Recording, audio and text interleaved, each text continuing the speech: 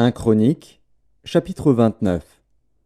Le roi David dit à toute l'assemblée: Mon fils Salomon, le seul que Dieu ait choisi, est jeune et d'un âge faible, et l'ouvrage est considérable, car ce palais n'est pas pour un homme, mais il est pour l'Éternel Dieu.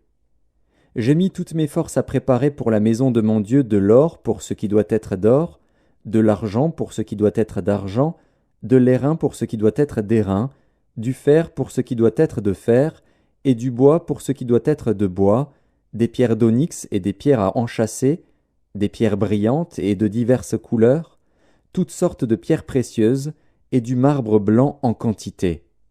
De plus, dans mon attachement pour la maison de mon Dieu, je donne à la maison de mon Dieu l'or et l'argent que je possède en propre, outre tout ce que j'ai préparé pour la maison du sanctuaire.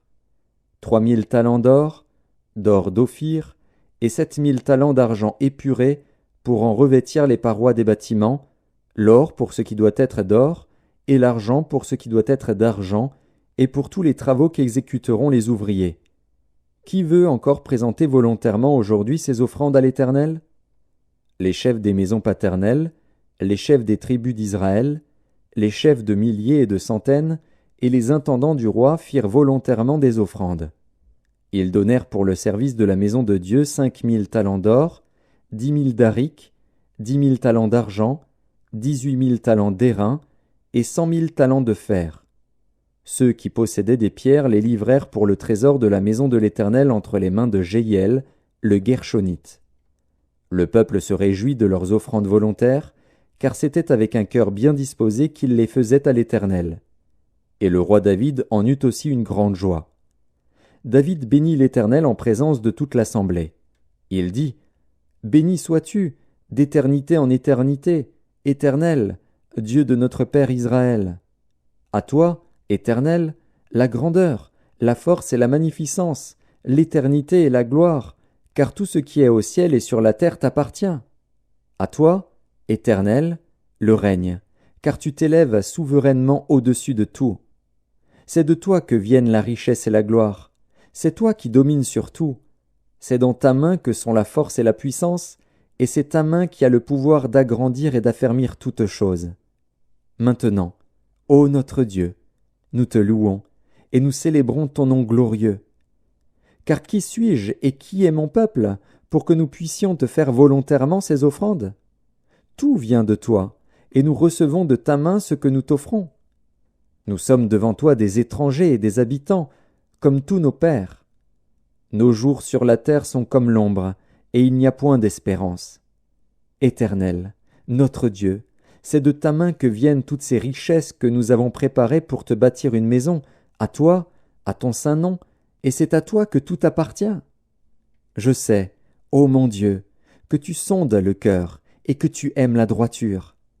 Aussi je t'ai fait toutes ces offrandes volontaires dans la droiture de mon cœur, et j'ai vu maintenant avec joie ton peuple qui se trouve ici t'offrir volontairement ses dons.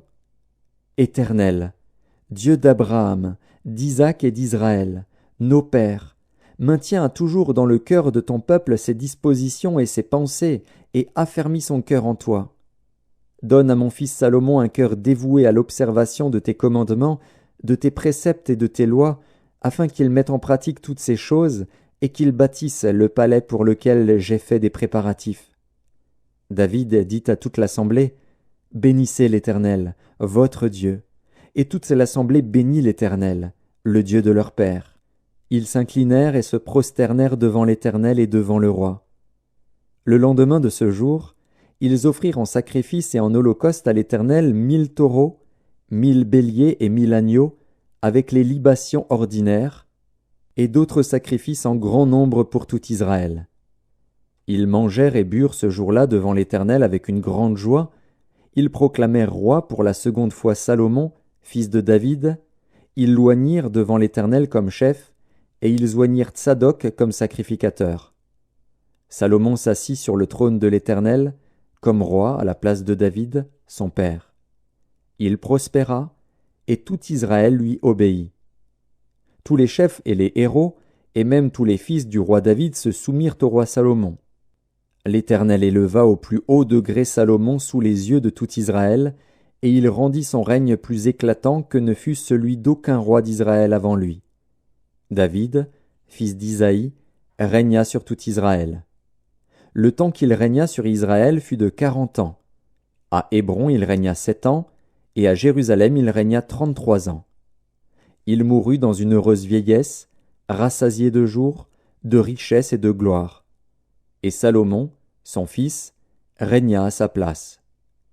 Les actions du roi David, les premières et les dernières, sont écrites dans le livre de Samuel le voyant, dans le livre de Nathan, le prophète, et dans le livre de Gad, le prophète, avec tout son règne et tous ses exploits, et ce qui s'est passé de son temps, soit en Israël, soit dans tous les royaumes des autres pays.